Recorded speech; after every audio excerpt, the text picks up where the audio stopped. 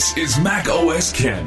iPhone sales pop off in China, a bit of polish for Apple's current operating systems, and Apple highlights its health contributions. It is Thursday, the 21st of July, 2022. I'm Ken Ray, and this is news from Mac OS Ken, brought to you by yours truly and sponsored by SimpliSafe, the right way to protect your home. Get a free indoor security camera plus 20% off with interactive monitoring at simplysafe.com/macOSKen. This show is also sponsored by BetterHelp Online Therapy. How are you doing? If your answer is great, that's great. If your answer is fine, that's fine. If you wish your answer was better than it is, you may want to give BetterHelp a try.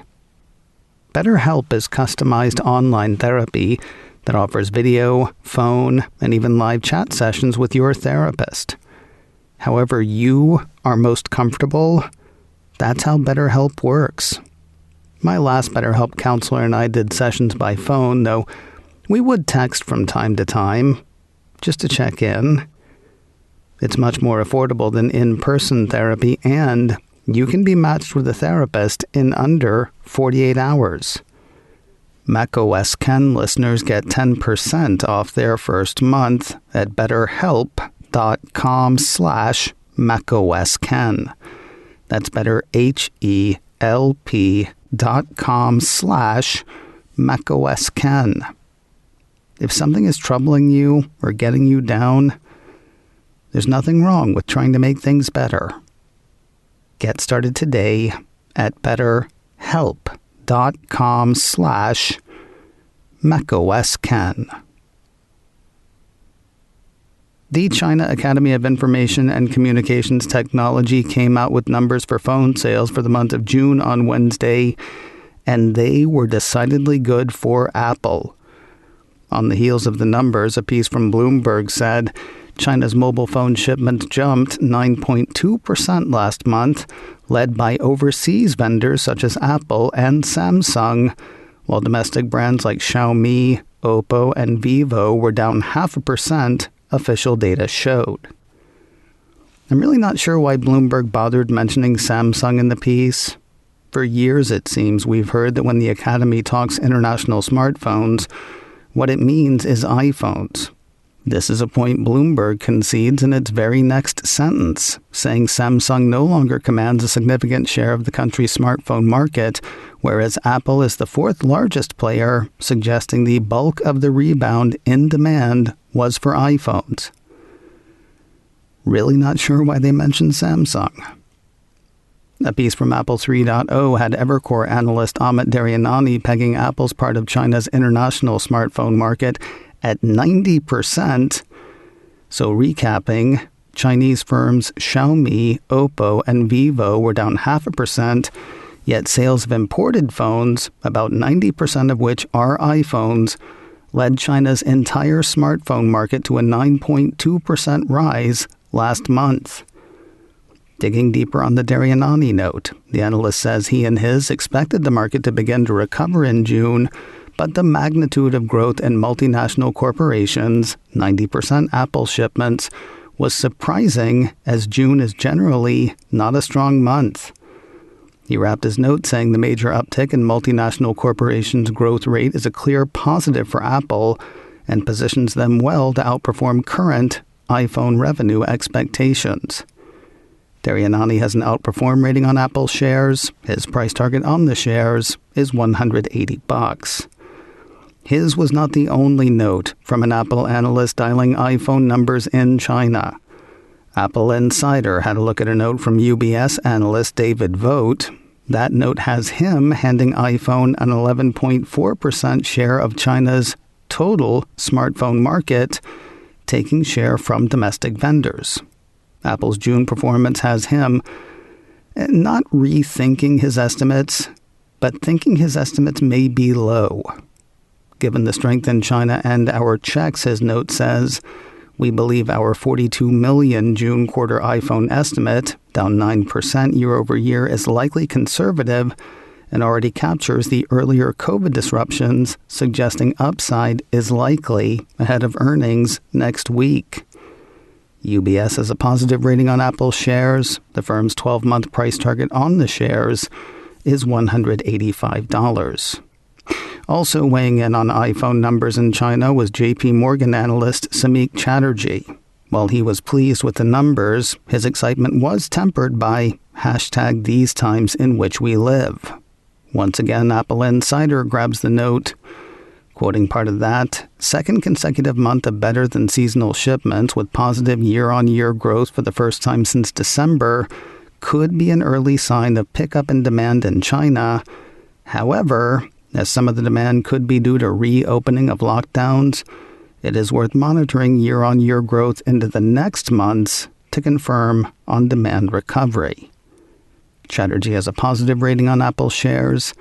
His price target on the shares is $200.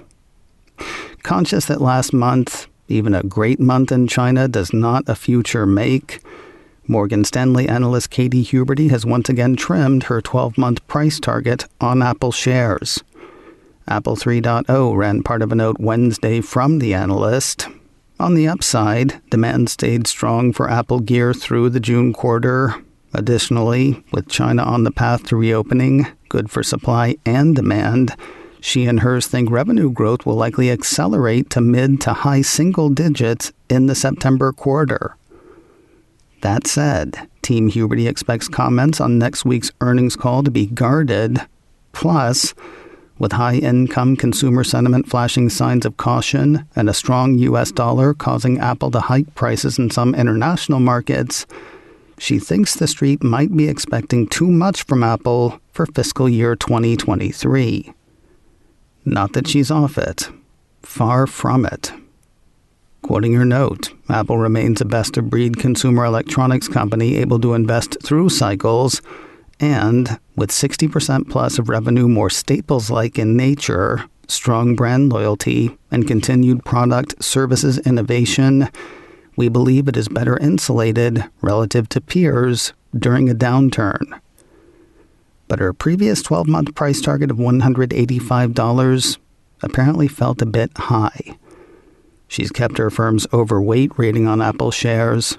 The price target's down $5, though. It now sits at $180. You can expect the flurry of notes to continue into next week. Apple earnings for the June quarter, the third quarter of fiscal year 2022, are due in 1 week from today. Numbers for last quarter will hit Apple's site after the close of trading at 1:30 Pacific, 4:30 Eastern on Thursday, the 28th of July. About half an hour later, Apple CEO Tim Cook, Apple CFO Luca Maestri, and various financial analysts will do the whole conference call thing. That goes off at 2 p.m. Pacific, 5 p.m. Eastern. You can hear it as it happens on Apple's investor site. Apple will make it available as a podcast soon after, and of course, we will recap the call right here on Friday. Updates for the Apple software that is already out there on Wednesday, and like a trip to the vet, everything was getting fixed.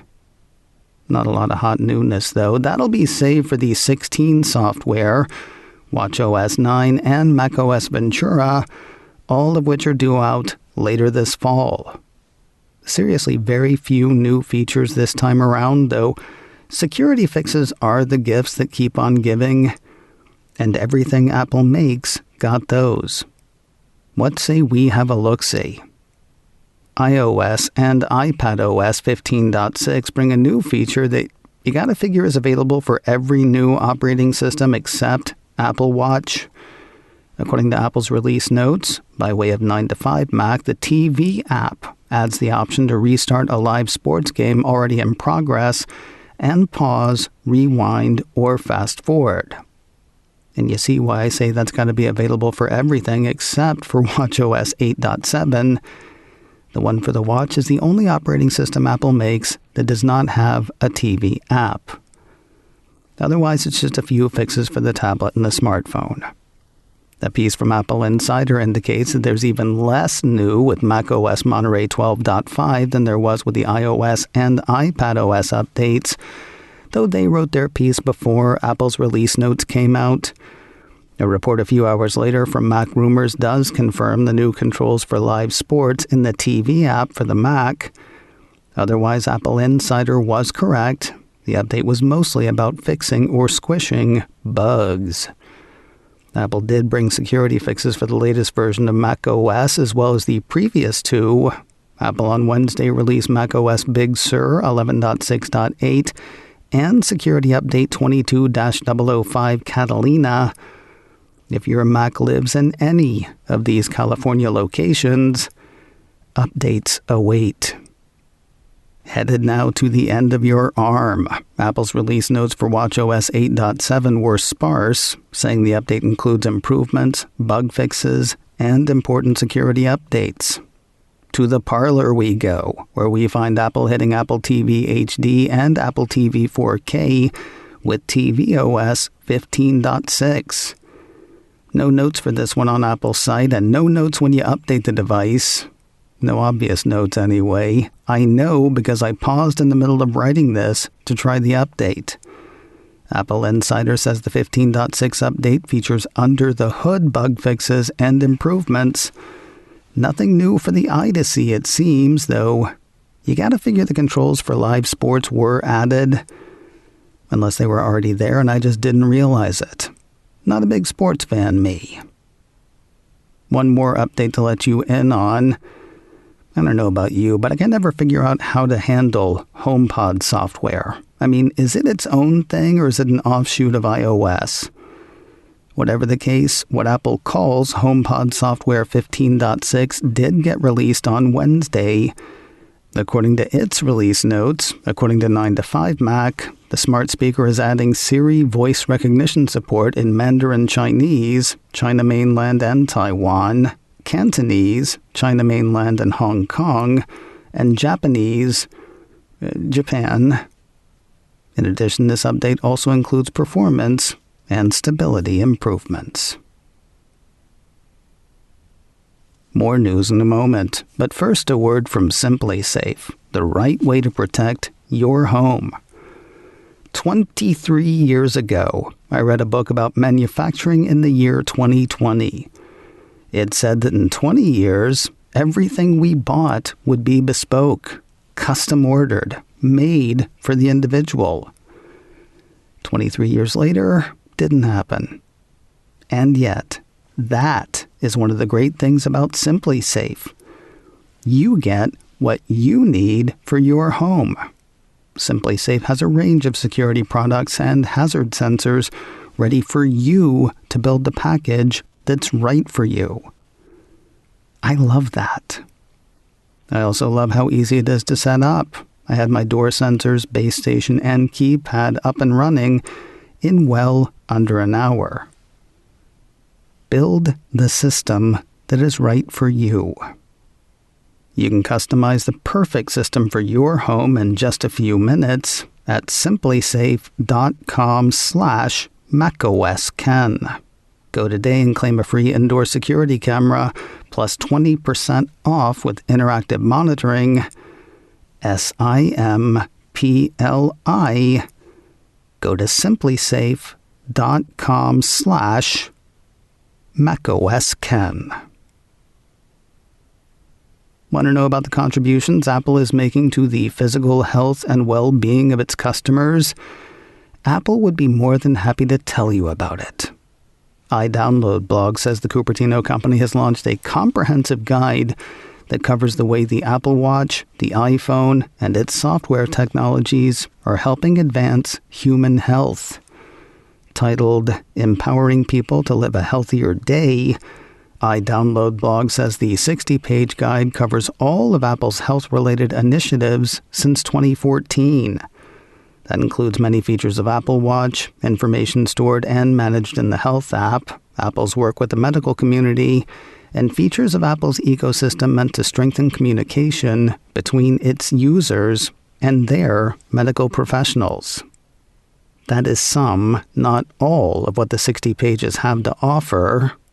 In the press release on the paper, Apple COO Jeff Williams is quoted as saying, "Our vision for the future is to continue to create science-based technology that equips people with even more information and acts as an intelligent guardian for their health, so they're no longer passengers on their own health journey. Instead, we want people to be firmly in the driver's seat with meaningful, actionable insights." You can find a link to the guide in Apple's online newsroom. I will also have a link to it in this story on macoscan.com. News of a surprising new set of Beats earbuds. Mac Rumors says the Apple subsidiary is launching a new special edition version of its Beats Studio Buds earphones in partnership with Twitch esports streamer and FaZe Clan co-owner Nick Merckx Kolchev. I say surprising because I'm always surprised when anybody takes esports seriously. Then I remember, I'm old. This is not the first tie-up between FaZe Clan and the headphone maker. The piece says Beats previously partnered with the organization on special edition Power Beats Pro and Studio 3 wireless. If you're into the new set, or know somebody who would be, they go on sale tomorrow, Friday, the 22nd of July, for $149.99, exclusively through Best Buy. And finally today, news of a big movie coming to theaters and Apple TV+. The Cupertino streamer issued a press release Wednesday saying that Apple Original Films had acquired the motion picture Causeway. The film will feature Brian Tyree Henry. He plays the rapper Paperboy in the Donald Glover series Atlanta. He was also one of the Eternals in the MCU movie The Eternals, and he played a podcaster in 2021's Godzilla vs. Kong. No offense to Mr. Henry, but Causeway's big star is Academy Award winner Jennifer Lawrence, who also serves as a producer on the film. The release says almost nothing about the plot. According to that, Causeway is an intimate portrait of a soldier struggling to adjust to her life after returning home to New Orleans. A24 is the studio behind the film. While the press release gives no hard release date, Apple says the film will turn up in theaters and on Apple TV Plus later this year. macOS Ken, brought to you by me and sponsored by BetterHelp Online Therapy. Get 10% off your first month at betterhelp.com/macOSKen. This show is also sponsored by Simply Safe. Get a free indoor security camera plus 20% off with interactive monitoring at simplysafe.com/macOSKen. Advertising handled by Backbeat Media. Online at backbeatmedia.com. You can reach me a couple of ways. Info at macosken.com or call 716-780-4080. Until next time, that is news from macOS Ken. I'm Ken Ray.